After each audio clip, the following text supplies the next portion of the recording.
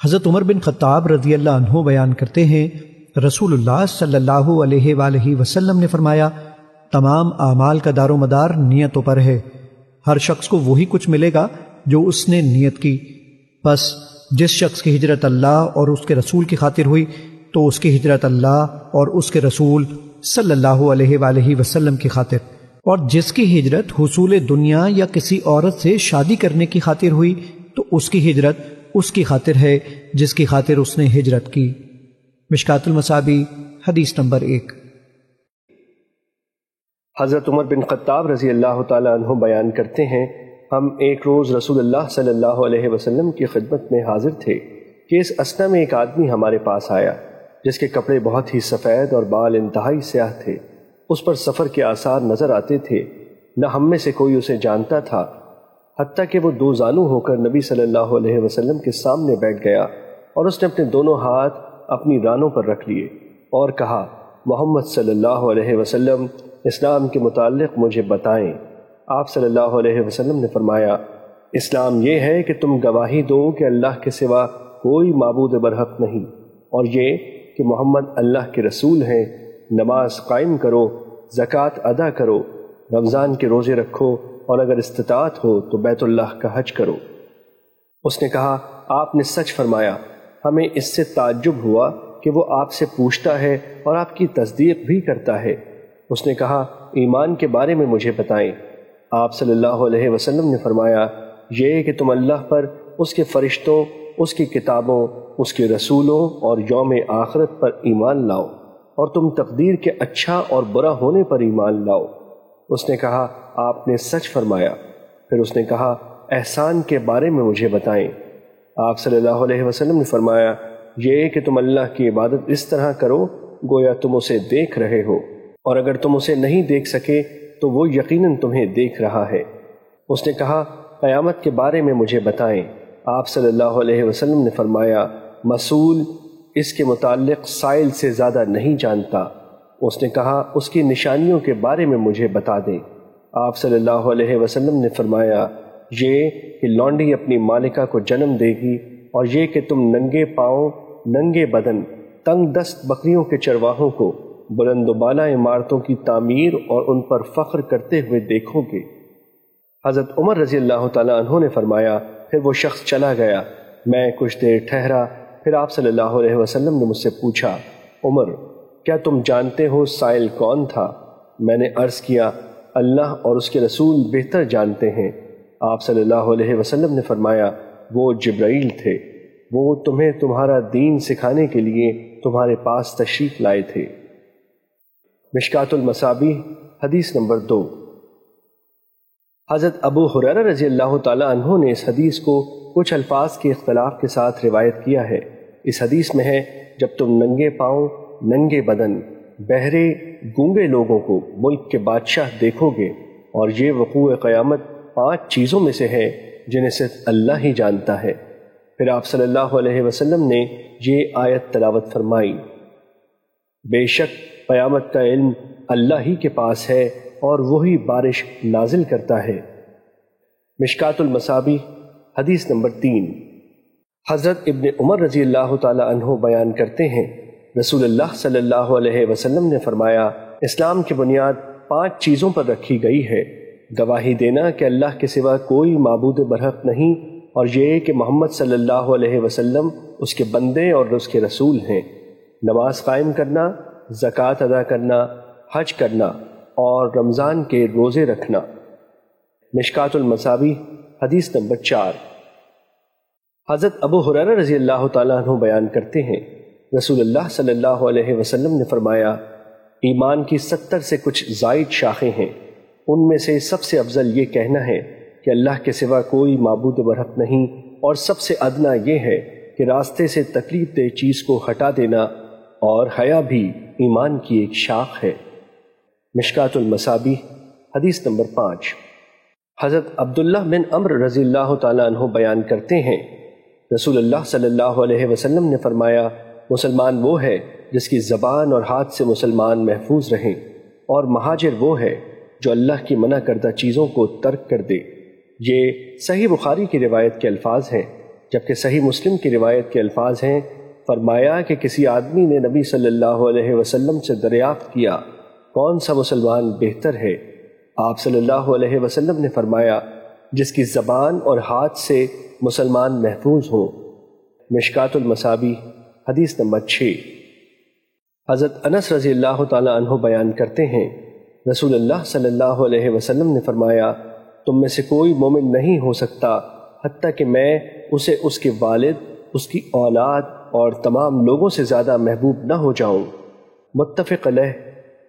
مشکات المصابیح حدیث نمبر 7۔ حضرت انس رضی اللہ تعالیٰ عنہ بیان کرتے ہیں، رسول اللہ صلی اللہ علیہ وسلم نے فرمایا جس شخص میں 3 خصلتیں ہوں اس نے ان کے ذریعے ایمان کی لذت و حلاوت کو پا لیا۔ جس کو اللہ اور اس کے رسول سب سے زیادہ محبوب ہو، جو شخص کسی سے محض اللہ کی رضا کی خاطر محبت کرتا ہو، اور جو شخص دوبارہ کافر بننا اس کے بعد کہ اللہ نے اسے اس سے بچا لیا ایسے ناپسند کرتا ہو جیسے وہ آگ میں ڈالا جانا ناپسند کرتا ہے۔ مشکات المصابیح حدیث نمبر 8۔ حضرت عباس بن عبد المطلب رضی اللہ تعالیٰ عنہ بیان کرتے ہیں، رسول اللہ صلی اللہ علیہ وسلم نے فرمایا جو شخص اللہ کے رب ہونے، اسلام کے دین ہونے اور محمد صلی اللہ علیہ وسلم کے رسول ہونے پر راضی ہو گیا اس نے ایمان کی لذت کو پا لیا۔ مشکات المصابیح حدیث نمبر 9۔ حضرت ابو ہریرہ رضی اللہ تعالیٰ عنہ بیان کرتے ہیں، رسول اللہ صلی اللہ علیہ وسلم نے فرمایا اس ذات کی قسم جس کے ہاتھ میں محمد صلی اللہ علیہ وسلم کی جان ہے، اس امت کے جس یہودی اور عیسائی نے میرے متعلق سن لیا اور پھر وہ مجھ پر اتارے گئے دین و شریعت پر ایمان لائے بغیر فوت ہو جائے تو وہ جہنمی ہے۔ مشکات المصابیح حدیث نمبر 10۔ حضرت ابو موسیٰ اشعری رضی اللہ تعالیٰ عنہ بیان کرتے ہیں، رسول اللہ صلی اللہ علیہ وسلم نے فرمایا 3 قسم کے لوگوں کے لیے 2 اجر ہیں۔ اہل کتاب میں سے وہ شخص جو اپنے نبی پر ایمان لایا اور پھر محمد صلی اللہ علیہ وسلم پر ایمان لایا۔ مملوک غلام جب وہ اللہ کا حق ادا کرے اور اپنے مالکوں کا بھی حق ادا کرے، اور ایک وہ شخص جس کے پاس کوئی لونڈی ہو وہ اس سے ہم بستری کرتا ہو، بس وہ اسے آداب سکھائے اور اچھی طرح سے مؤدب بنائے، اس کو بہترین زیور تعلیم سے آراستہ کرے، پھر اس کو آزاد کر دے اور اس کے بعد اس سے شادی کر لے تو اس کے لیے 2 اجر ہیں۔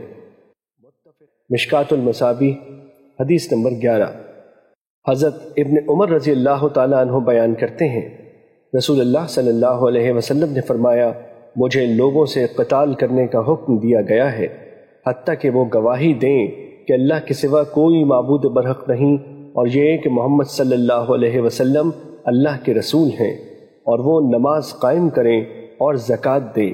جب ان کا یہ طرز عمل ہوگا تو انہوں نے حدود اسلام کے علاوہ اپنی جانوں اور اپنے مالوں کو مجھ سے بچا لیا، اور ان کا حساب اللہ کے ذمے ہے۔ بخاری و مسلم، البتہ امام مسلم نے حدود اسلام کا ذکر نہیں کیا۔ مشکات المصابیح حدیث نمبر 12۔ حضرت انس رضی اللہ تعالیٰ عنہ سے روایت ہے، انہوں نے کہا رسول اللہ صلی اللہ علیہ وسلم نے فرمایا جو شخص ہماری نماز کی طرح نماز پڑھے، ہمارے قبلے کی طرف رخ کرے اور ہمارا ذبیحہ کھائے تو وہ ایسا مسلمان ہے جسے اللہ اور اس کے رسول کی امان حاصل ہے، سو تم اللہ کی امان اور ذمے کو نہ توڑو۔ مشکات المصابیح حدیث نمبر 13۔ حضرت ابو ہریرہ رضی اللہ تعالیٰ عنہ بیان کرتے ہیں، ایک دیہاتی نبی صلی اللہ علیہ وسلم کی خدمت میں حاضر ہوا تو اس نے عرض کیا مجھے کوئی ایسا عمل بتائیں جس کے کرنے سے میں جنت میں داخل ہو جاؤں۔ آپ نے فرمایا تم اللہ کی عبادت کرو اور اس کے ساتھ کسی قسم کا شرک نہ کرو، فرض نماز قائم کرو، فرض زکوٰۃ ادا کرو اور رمضان کے روزے رکھو۔ اس نے کہا اس ذات کی قسم جس کے ہاتھ میں میری جان ہے، میں اس میں کوئی کمی بیشی نہیں کروں گا۔ جب وہ چلا گیا تو نبی کریم صلی اللہ علیہ وسلم نے فرمایا جس شخص کو پسند ہو کہ وہ جنتی شخص کو دیکھے تو وہ اسے دیکھ لے۔ مشکات المصابیح حدیث نمبر 14۔ حضرت سفیان بن عبداللہ ثقفی رضی اللہ تعالیٰ عنہ بیان کرتے ہیں، میں نے عرض کیا اے اللہ کے رسول صلی اللہ علیہ وسلم، مجھے اسلام کے متعلق کوئی ایسی بات بتائیں کہ میں اس کے متعلق آپ کے بعد کسی سے نہ پوچھوں، اور ایک روایت میں ہے آپ کے سوا کسی سے نہ پوچھوں۔ آپ صلی اللہ علیہ وسلم نے فرمایا، کہو میں اللہ پر ایمان لایا، پھر ثابت قدم ہو جاؤ۔ مشکات المصابیح حدیث نمبر 15۔ حضرت طلحہ بن عبید اللہ رضی اللہ تعالیٰ عنہ بیان کرتے ہیں، اہل نجد سے پریشان حال بکھرے بالوں والا ایک شخص رسول اللہ صلی اللہ علیہ وسلم کی خدمت میں حاضر ہوا۔ ہم اس کی آواز کی گنگناہٹ سن رہے تھے، لیکن ہم اس کی بات نہیں سمجھ رہے تھے، حتیٰ کہ وہ رسول اللہ صلی اللہ علیہ وسلم کے قریب ہوا اور وہ اسلام کے متعلق پوچھنے لگا۔ تو رسول اللہ صلی اللہ علیہ وسلم نے فرمایا، دن اور رات میں 5 نمازیں۔ اس نے عرض کیا، کیا ان کے علاوہ بھی کوئی چیز مجھ پر فرض ہے؟ آپ صلی اللہ علیہ وسلم نے فرمایا، نہیں، مگر یہ کہ تم نفل پڑھو۔ رسول اللہ صلی اللہ علیہ وسلم نے فرمایا، اور ماہ رمضان کے روزے۔ اس نے پوچھا، کیا اس کے علاوہ بھی مجھ پر کوئی چیز لازم ہے؟ آپ صلی اللہ علیہ وسلم نے فرمایا، نہیں، الا یہ کہ تم نفلی روزہ رکھو۔ راوی بیان کرتے ہیں، رسول اللہ صلی اللہ علیہ وسلم نے اسے زکوٰۃ کے متعلق بتایا تو اس نے کہا، کیا اس کے علاوہ مجھ پر کوئی چیز فرض ہے؟ تو آپ صلی اللہ علیہ وسلم نے فرمایا، نہیں، الا یہ کہ تم نفلی صدقہ کرو۔ راوی بیان کرتے ہیں، وہ آدمی یہ کہتے ہوئے واپس چلا گیا، اللہ کی قسم میں اس میں کسی قسم کی کمی بیشی نہیں کروں گا۔ تو رسول اللہ صلی اللہ علیہ وسلم نے فرمایا، اگر اس نے سچ کہا ہے تو وہ کامیاب ہو گیا۔ مشکات المصابیح حدیث نمبر 16۔ حضرت ابن عباس رضی اللہ تعالی عنہ بیان کرتے ہیں کہ جب عبد القیس کا وفد نبی کریم صلی اللہ علیہ وسلم کی خدمت میں حاضر ہوا تو رسول اللہ صلی اللہ علیہ وسلم نے فرمایا، یہ کون لوگ ہیں یا کون سا وفد ہے؟ انہوں نے عرض کیا، ہم ربیہ قبیلے کے لوگ ہیں۔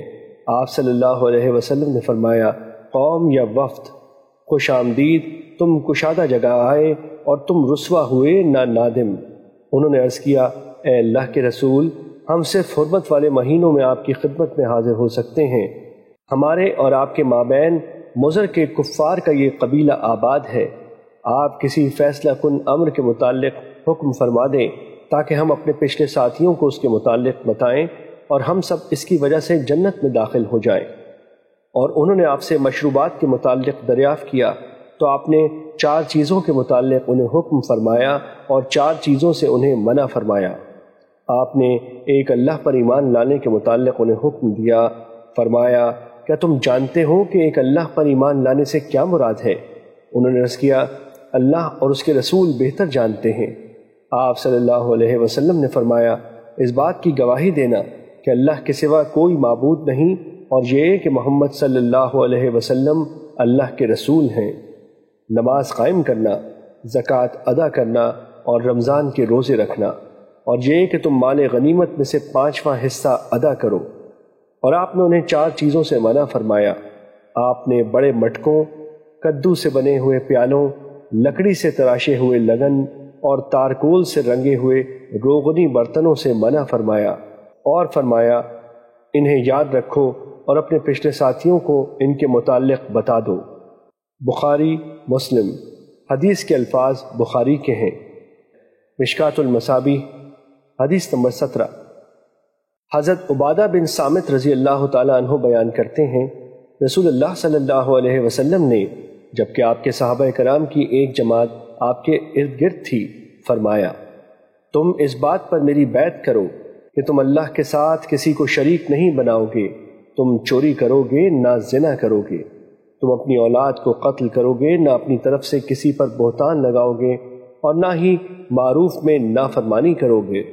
بس تم میں سے جو شخص یہ عہد وفا کرے گا تو اس کا اجر اللہ کے ذمے ہے، اور جس نے ان میں سے کسی چیز کا ارتکاب کیا اور اسے دنیا میں اس کی سزا مل گئی تو اس کے لیے کفارہ ہے، اور جس نے ان میں سے کسی چیز کا ارتکاب کیا پھر اللہ نے اس کی پردہ پوشی فرمائی تو اس کا معاملہ اللہ کے سپرد ہے، اگر وہ چاہے تو اس سے درگزر فرمائے اور اگر چاہے تو اسے سزا دے۔ بس ہم نے اس پر آپ کی بیعت کر لی۔ مشکات المصابیح حدیث نمبر 18۔ حضرت ابو سعید خدری رضی اللہ تعالی عنہ بیان کرتے ہیں، رسول اللہ صلی اللہ علیہ وسلم عید الاضحیٰ یا عید الفطر کے موقع پر عیدگاہ کی طرف تشریف لائے تو آپ خواتین کے پاس سے گزرے تو فرمایا، خواتین کی جماعت صدقہ کرو کیونکہ میں نے جہنم میں تمہاری اکثریت دیکھی ہے۔ انہوں نے عرض کیا، اللہ کے رسول کس وجہ سے؟ آپ صلی اللہ علیہ وسلم نے فرمایا، تم لان تان زیادہ کرتی ہو اور خاوند کی ناشکری کرتی ہو۔ میں نے تم سے زیادہ کسی کو دین اور عقل میں نقص رکھنے کے باوجود پختہ رائے مرد کی عقل کو لے جانے والا نہیں پایا۔ انہوں نے عرض کیا، اللہ کے رسول، ہمارے دین اور ہماری عقل کا کیا نقصان ہے؟ آپ صلی اللہ علیہ وسلم نے فرمایا، کیا عورت کی گواہی مرد کی گواہی سے نصف نہیں؟ انہوں نے کہا، جی ہاں، کیوں نہیں؟ آپ صلی اللہ علیہ وسلم نے فرمایا، یہ اس کی عقل کا نقص ہے۔ آپ صلی اللہ علیہ وسلم نے فرمایا، کیا جب اسے حیض آتا ہے تو اس وقت وہ نماز اور روزہ ترک نہیں کرتی؟ انہوں نے عرض کیا، کیوں نہیں، ایسے ہی ہے۔ آپ صلی اللہ علیہ وسلم نے فرمایا، یہ اس کے دین کے نقص میں سے ہے۔ مشکات المصابیح حدیث نمبر 19۔ حضرت ابو ہریرہ رضی اللہ تعالیٰ عنہ بیان کرتے ہیں، رسول اللہ صلی اللہ علیہ وسلم نے فرمایا، اللہ تعالیٰ فرماتا ہے، ابن آدم نے میری تکذیب کی حالانکہ یہ اس کے لیے مناسب نہیں، اور اس نے مجھے برا بھلا کہا حالانکہ یہ اس کے لائق نہیں تھا۔ رہا اس کا مجھے جھٹلانا تو وہ اس کا یہ کہنا ہے کہ وہ مجھے دوبارہ پیدا نہیں کرے گا جیسے اس نے شروع میں مجھے پیدا کیا تھا، حالانکہ پہلی بار پیدا کرنا میرے لیے دوبارہ پیدا کرنے سے زیادہ آسان نہیں۔ اور رہا اس کا مجھے برا بھلا کہنا تو وہ اس کا یہ کہنا ہے کہ اللہ کی اولاد ہے، حالانکہ میں یکتا بے نیاز ہوں، جس کی اولاد ہے نہ والدین اور نہ میرا کوئی ہمسر ہے۔ مشکات المصابیح حدیث نمبر 20۔ حضرت ابن عباس رضی اللہ تعالیٰ عنہ سے مروی حدیث میں ہے، اور رہا اس کا مجھے گالی دینا تو وہ اس کا یہ کہنا ہے کہ میری اولاد ہے، حالانکہ میں اس سے پاک ہوں کہ میری بیوی ہو یا میری اولاد ہو۔ مشکات المصابیح حدیث نمبر 21۔ حضرت ابو ہریرہ رضی اللہ تعالیٰ عنہ بیان کرتے ہیں، رسول اللہ صلی اللہ علیہ وسلم نے فرمایا، اللہ تعالیٰ نے فرمایا، ابن آدم زمانے کو گالی دینے کے باعث مجھے تکلیف پہنچاتا ہے، حالانکہ میں زمانہ ہوں، تمام معاملات میرے ہاتھ میں ہیں، میں ہی دن رات کو بدلتا ہوں۔ مشکات المصابیح حدیث نمبر 22۔ حضرت ابو موسیٰ اشعری رضی اللہ عنہ بیان کرتے ہیں، رسول اللہ صلی اللہ علیہ وسلم نے فرمایا، تکلیف دہ بات سن کر اس پر صبر کرنے والا اللہ سے بڑھ کر کوئی نہیں۔ وہ اس کے لیے اولاد کا دعویٰ کرتے ہیں لیکن وہ پھر بھی ان سے درگزر کرتا ہے اور انہیں رزق بہم پہنچاتا ہے۔ متفق علیہ۔ مشکات المصابیح حدیث نمبر 23۔ حضرت معاذ رضی اللہ عنہ بیان کرتے ہیں، میں نبی صلی اللہ علیہ وسلم کے پیچھے گدھے پر سوار تھا، میرے اور آپ کے درمیان صرف پالان کی ایک لکڑی تھی۔ آپ صلی اللہ علیہ وسلم نے فرمایا، معاذ، کیا تم جانتے ہو کہ اللہ کا اپنے بندوں پر کیا حق ہے؟ میں نے عرض کیا، اللہ اور اس کے رسول بہتر جانتے ہیں۔ آپ صلی اللہ علیہ وسلم نے فرمایا، اللہ کا بندوں پر یہ حق ہے کہ وہ اس کی عبادت کریں اور اس کے ساتھ کسی کو شریک نہ بنائیں، اور بندوں کا اللہ پر یہ حق ہے کہ وہ اس شخص کو عذاب نہ دیں جو اس کے ساتھ کسی قسم کا شرک نہ کرتا ہو۔ میں نے عرض کیا، اللہ کے رسول، کیا میں لوگوں کو اس کی بشارت نہ دے دوں؟ آپ صلی اللہ علیہ وسلم نے فرمایا، انہیں بشارت نہ دو ورنہ وہ اس بات پر توکل کر لیں گے۔ مشکات المصابیح حدیث نمبر 24۔ حضرت انس رضی اللہ عنہ سے روایت ہے کہ نبی کریم صلی اللہ علیہ وسلم سواری پر تھے جبکہ حضرت معاذ رضی اللہ عنہ آپ کے پیچھے بیٹھے تھے۔ آپ صلی اللہ علیہ وسلم نے فرمایا، معاذ۔ انہوں نے عرض کیا، اللہ کے رسول، سعادت مندی کے ساتھ حاضر ہوں۔ آپ نے پھر فرمایا، معاذ۔ انہوں نے عرض کیا، اللہ کے رسول، سعادت مندی کے ساتھ حاضر ہوں۔ آپ نے پھر فرمایا، معاذ۔ انہوں نے عرض کیا، اللہ کے رسول، سعادت مندی کے ساتھ حاضر ہوں۔ 3 مرتبہ ایسے ہوا، پھر آپ صلی اللہ علیہ وسلم نے فرمایا، جو شخص صدق دل سے یہ گواہی دیتا ہو کہ اللہ کے سوا کوئی معبود نہیں اور یہ کہ محمد صلی اللہ علیہ وسلم اللہ کے رسول ہیں، تو اللہ اس پر جہنم کی آگ حرام کر دیتا ہے۔ انہوں نے عرض کیا، اللہ کے رسول، کیا میں اس کے متعلق لوگوں کو نہ بتا دوں تاکہ وہ خوش ہو جائیں؟ آپ صلی اللہ علیہ وسلم نے فرمایا تب تو وہ توکل کر لیں گے۔ پھر حضرت معاذ رضی اللہ عنہ نے گناہ سے بچنے کے لیے اپنی موت کے قریب اس کے متعلق بتایا۔ مشکات المصابیح حدیث نمبر 25۔ حضرت ابو ذر رضی اللہ عنہ بیان کرتے ہیں، میں نبی صلی اللہ علیہ وسلم کی خدمت میں حاضر ہوا تو آپ سفید کپڑا اوڑھے سو رہے تھے۔ میں پھر دوبارہ حاضر ہوا تو آپ بیدار ہو چکے تھے۔ تب آپ صلی اللہ علیہ وسلم نے فرمایا، جس شخص نے یہ اقرار کیا کہ اللہ کے سوا کوئی معبود برحق نہیں، پھر وہ اسی پر فوت ہو گیا تو وہ جنت میں داخل ہوگا۔ میں نے عرض کیا، اگرچہ اس نے زنا کیا ہو اور چوری کی ہو؟ آپ صلی اللہ علیہ وسلم نے فرمایا، اگرچہ اس نے زنا کیا ہو اور چوری کی ہو۔ میں نے پھر عرض کیا، اگرچہ اس نے زنا کیا ہو اور چوری کی ہو؟ آپ صلی اللہ علیہ وسلم نے فرمایا، اگرچہ اس نے زنا کیا ہو اور چوری کی ہو۔ میں نے عرض کیا، اگرچہ اس نے زنا کیا ہو اور چوری کی ہو؟ آپ صلی اللہ علیہ وسلم نے فرمایا، اگرچہ اس نے زنا کیا ہو اور چوری کی ہو۔ واہ، ابو ذر کو ناگوار ہو۔ حضرت ابو ذر رضی اللہ عنہ جب یہ حدیث بیان کرتے تو یہ الفاظ بھی بیان کرتے تھے، اگرچہ ابو ذر کو ناگوار گزرے۔ مشکات المصابیح حدیث نمبر 26۔ حضرت عبادہ بن صامت رضی اللہ عنہ بیان کرتے ہیں، رسول اللہ صلی اللہ علیہ وسلم نے فرمایا، جو شخص یہ گواہی دے کہ اللہ کے سوا کوئی معبود نہیں، وہ یکتا ہے، اس کا کوئی شریک نہیں، اور یہ کہ محمد صلی اللہ علیہ وسلم اس کے بندے اور اس کے رسول ہیں، اور یہ کہ حضرت عیسیٰ علیہ السلام اللہ کے بندے، اس کے رسول اور اس کی باندی کے بیٹے ہیں، اس کا کلمہ ہے جسے اس نے حضرت مریم علیہ السلام کی طرف ڈالا، اور اس کی طرف ایک روح ہے۔ جنت اور جہنم حق ہے، اللہ اس شخص کو جنت میں داخل فرمائے گا، واہ اس کے اعمال کیسے بھی ہوں۔ مشکات المصابیح حدیث نمبر 27۔ حضرت عمرو بن عاص رضی اللہ عنہ بیان کرتے ہیں، میں نبی صلی اللہ علیہ وسلم کی خدمت میں حاضر ہوا تو میں نے عرض کیا، اپنا دایاں ہاتھ بڑھائیں تاکہ میں آپ کی بیعت کروں۔ آپ نے دایاں ہاتھ بڑھایا تو میں نے اپنا ہاتھ کھینچ لیا۔ آپ صلی اللہ علیہ وسلم نے فرمایا، عمرو تمہیں کیا ہوا؟ میں نے عرض کیا، میں شرط قائم کرنا چاہتا ہوں۔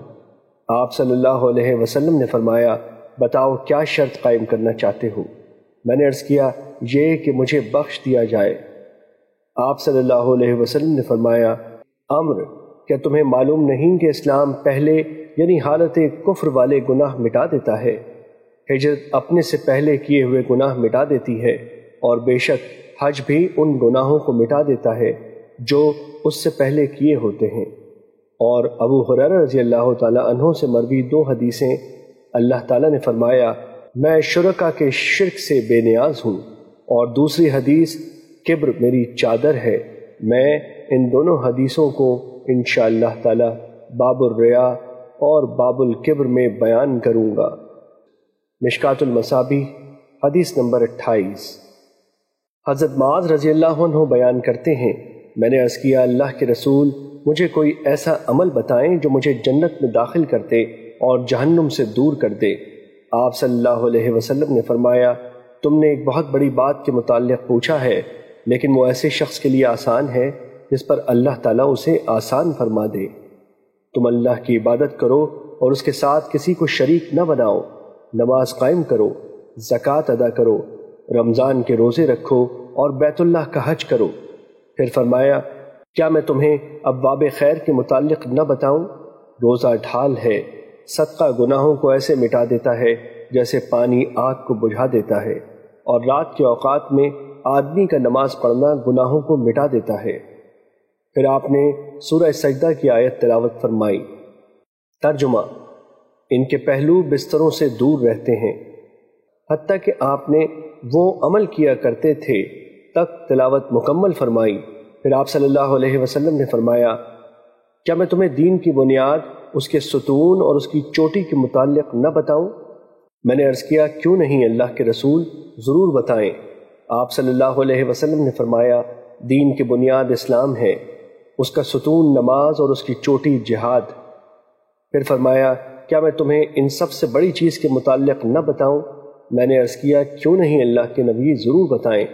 آپ نے اپنی زبان کو پکڑ کر فرمایا اسے روک لو۔ میں نے عرض کیا اللہ کے نبی ہم اس سے جو کلام کرتے ہیں کیا اس پر ہمارا مواخذہ ہوگا؟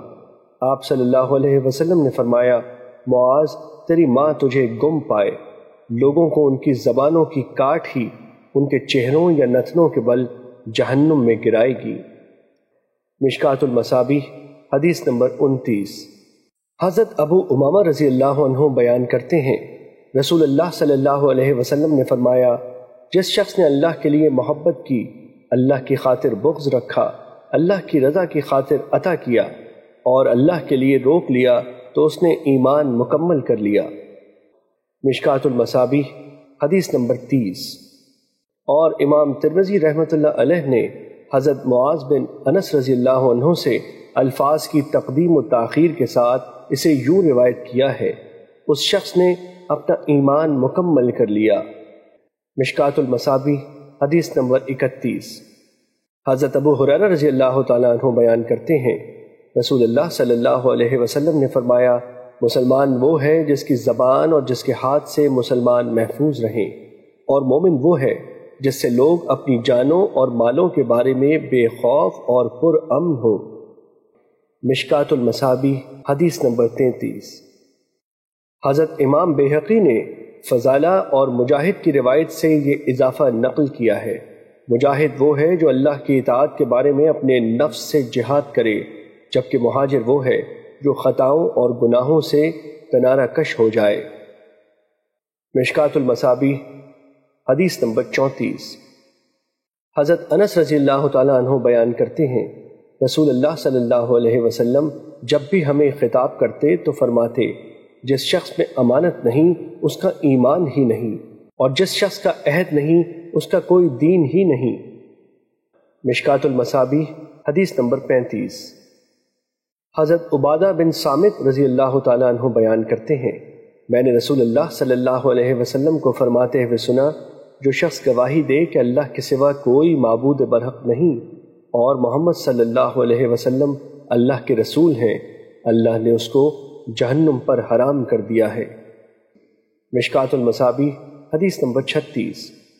حضرت عثمان رضی اللہ تعالیٰ عنہ بیان کرتے ہیں رسول اللہ صلی اللہ علیہ وسلم نے فرمایا جس شخص کو اس حالت میں موت آئے کہ وہ جانتا ہو کہ اللہ کے سوا کوئی معبود برحق نہیں تو وہ جنت میں داخل ہوگا۔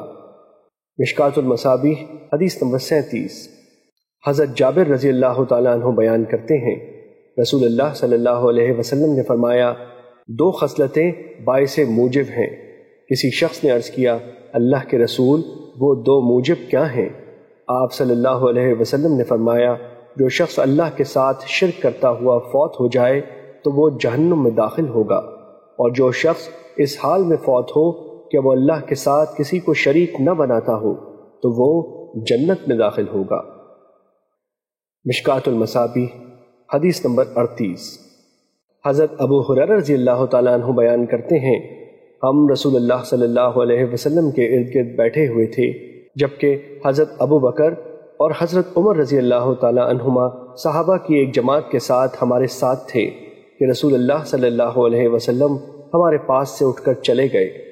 آپ نے ہمارے پاس واپس آنے میں تاخیر کی تو ہمیں اندیشہ ہوا کہ ہماری غیر موجودگی میں آپ کو کوئی تکلیف نہ پہنچائی جائے، بس ہم آپ کی تلاش میں اٹھ کھڑے ہوئے تو سب سے پہلا شخص میں تھا جو پریشان ہوا، تو میں وہاں سے رسول اللہ صلی اللہ علیہ وسلم کو تلاش کرنے کے لیے روانہ ہوا، حتیٰ کہ میں انصار قبیلے کے ایک خاندان بنو نجار کے ایک باغ کے پاس آیا تو میں نے اس کا چکر لگایا تاکہ مجھے اس کا کوئی دروازہ مل جائے، لیکن میں نے کوئی دروازہ نہ پایا، لیکن وہاں ایک بیرونی کنواں تھا جس سے ایک نالی باغ کی دیوار سے اندر جاتی تھی، بس میں سمٹ کر اس راستے سے رسول اللہ صلی اللہ علیہ وسلم کی خدمت میں پہنچ گیا تو آپ صلی اللہ علیہ وسلم نے پوچھا ابو ہریرہ؟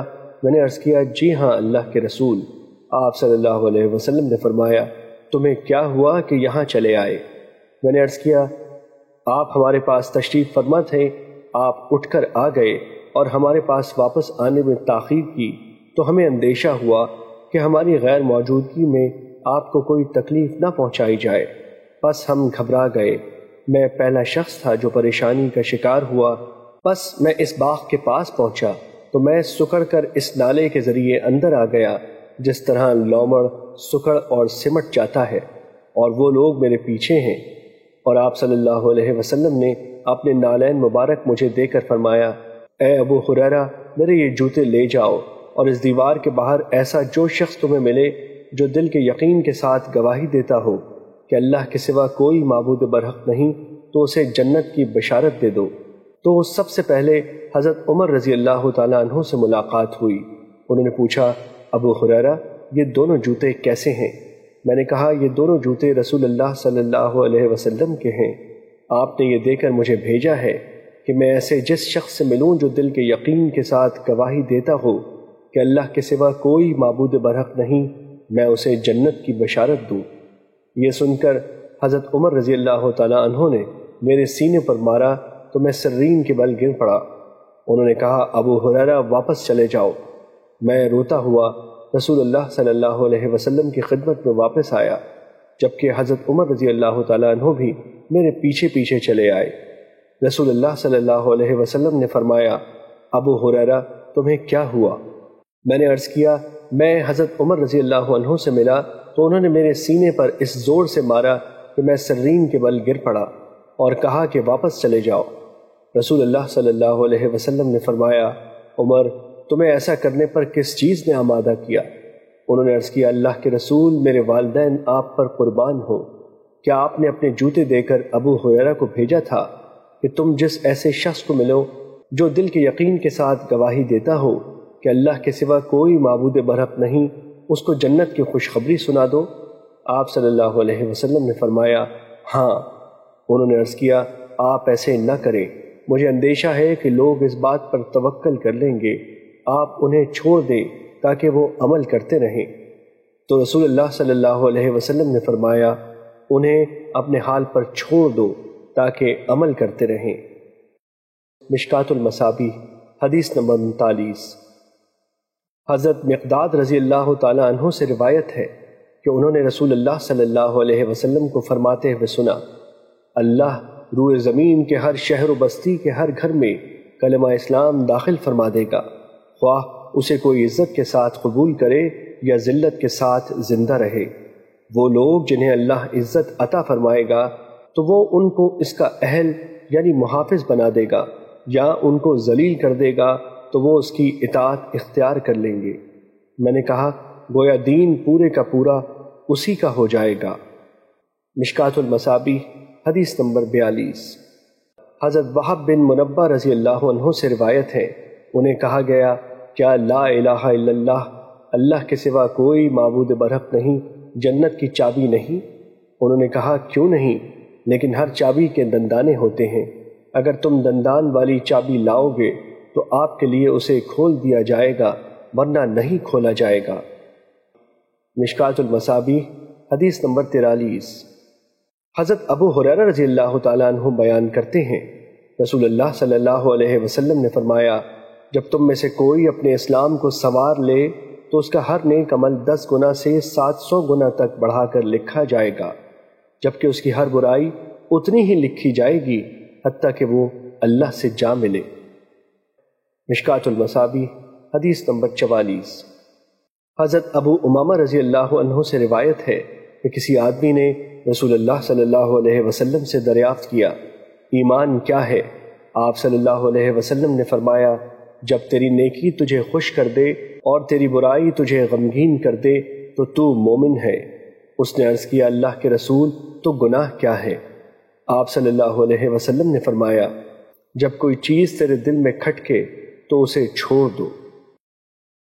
مشکات المصابیح، حدیث نمبر 45۔ حضرت معاذ بن جبل رضی اللہ عنہ بیان کرتے ہیں، میں نے رسول اللہ صلی اللہ علیہ وسلم کو فرماتے ہوئے سنا، جو شخص اس حالت میں اللہ سے ملاقات کرے کہ وہ اس کے ساتھ کسی کو شریک نہ ٹھہراتا ہو، 5 نمازیں پڑھتا ہو اور رمضان کے روزے رکھتا ہو تو اسے بخش دیا جائے گا۔ میں نے عرض کیا، اللہ کے رسول، کیا میں انہیں بشارت نہ سنا دوں؟ آپ صلی اللہ علیہ وسلم نے فرمایا، انہیں چھوڑ دو تاکہ وہ عمل کرتے رہیں۔ مشکات المصابیح، حدیث نمبر 47۔ حضرت عبداللہ بن مسعود رضی اللہ عنہ بیان کرتے ہیں، کسی آدمی نے عرض کیا، اللہ کے رسول، اللہ کے نزدیک کون سا گناہ سب سے بڑا ہے؟ آپ صلی اللہ علیہ وسلم نے فرمایا، یہ کہ تو اللہ کا شریک بنائے حالانکہ اس نے تمہیں پیدا فرمایا۔ اس نے کہا، پھر کون سا؟ آپ نے فرمایا، یہ کہ تو اس اندیشے کے پیش نظر اپنے بچے کو قتل کر دے کہ وہ تمہارے ساتھ کھائے گا۔ اس نے عرض کیا، پھر کون سا؟ آپ نے فرمایا، یہ کہ تو اپنے پڑوسی کی بیوی سے زنا کرے۔ اللہ نے اس مسئلے کی تصدیق میں یہ آیت نازل فرمائی۔ ترجمہ: اور وہ لوگ ہیں جو اللہ کے ساتھ اور معبودوں کو نہیں پکارتے اور جس کے قتل کرنے کو اللہ نے حرام قرار دیا ہے اسے ناحق قتل نہیں کرتے اور نہ ہی وہ زنا کرتے ہیں۔ مشکوٰۃ المصابیح حدیث نمبر 49۔ حضرت عبداللہ بن عمرو رضی اللہ عنہ بیان کرتے ہیں، رسول اللہ صلی اللہ علیہ وسلم نے فرمایا، اللہ کے ساتھ شریک بنانا، والدین کی نافرمانی کرنا، قتل نفس اور جھوٹی قسم اٹھانا کبیرہ گناہ ہیں۔ مشکوٰۃ المصابیح حدیث نمبر 50۔